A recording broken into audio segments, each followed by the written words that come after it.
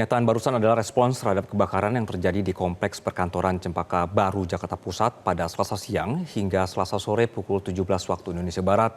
Korban kebakaran mencapai 22 orang. Puluhan korban ini ditemukan dengan kondisi terbakar dan dimasukkan ke dalam kantung jenazah. Menurut pengakuan saksi, di lantai 3 ada 10 orang yang terjebak. Sementara penghuni di lantai 4 sudah dievakuasi. Proses evakuasi berlangsung dramatis, petugas damkar menggunakan tangga darurat untuk menurunkan para korban satu persatu dari atap gedung di tengah kepungan asap tebal. Setelah diselamatkan, para korban yang terlihat panik langsung mendapatkan pertolongan pertama dari tim medis.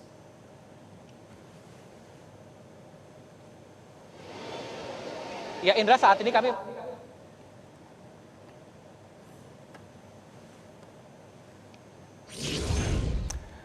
Informasi terkini akan dilaporkan oleh rekan-rekan kami. Ada Intan Suwardi dari lokasi kebakaran di Cempaka Baru, Jakarta Pusat, dan juga ada Elma Rosana dari Rumah Sakit Polri Kramat Jati. Saya akan ke rekan Insan terlebih dahulu. Insan, apakah proses pemadaman sampai sore hari ini sudah selesai?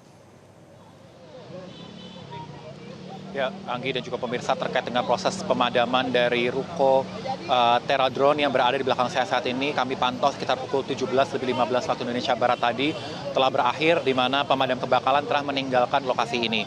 Namun sampai dengan saat ini di belakang saya dari Lapor dan kepolisian masih melakukan olah TKP awal untuk mendalami terkait dengan penyebab terjadinya kebakaran yang menimpa ruko ini dan mengakibatkan 22 orang meninggal dunia.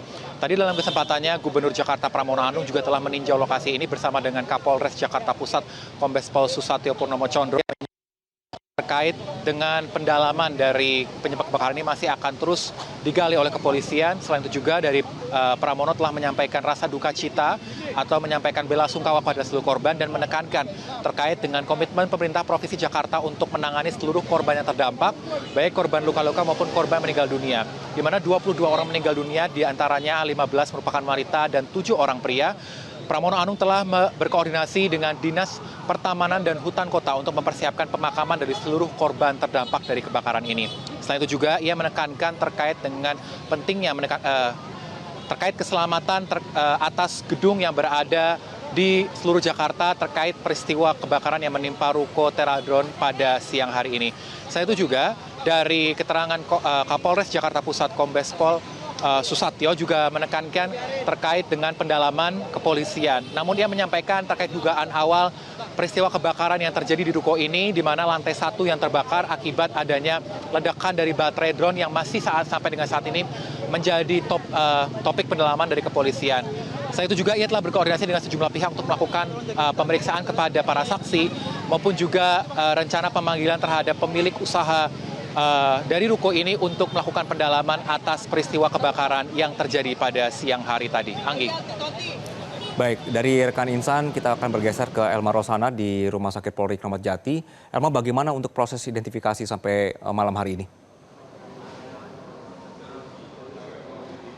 Yang hingga malam hari ini RS Polri Kramat Jati masih belum melakukan proses identifikasi kepada seluruh korban kebakaran di Komplek Perkantoran Cempaka Baru, Jakarta Pusat karena masih belum mendapatkan surat permintaan otopsi dari penyidik pihak kepolisian.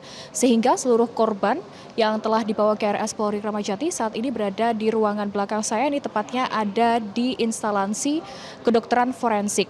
Nantinya jika surat permintaan otopsi telah terbit dari penyidik kepolisian, maka dari pihak RS Polri Kramat Jati ini telah menyiagakan setidaknya 11 tim identifikasi yang akan terdiri dari tim antemortem, postmortem hingga tim DNA sendiri. Nah, hingga tadi dari konfirmasi ataupun pernyataan resmi Kepala RS Polri Brigjen Pol Prima Heru menyatakan bahwa RS Polri telah menerima 21 kantung jenazah yang mana memang jika kita melihat dari keterangan Kapolres Jakarta Pusat ini ada 22 korban.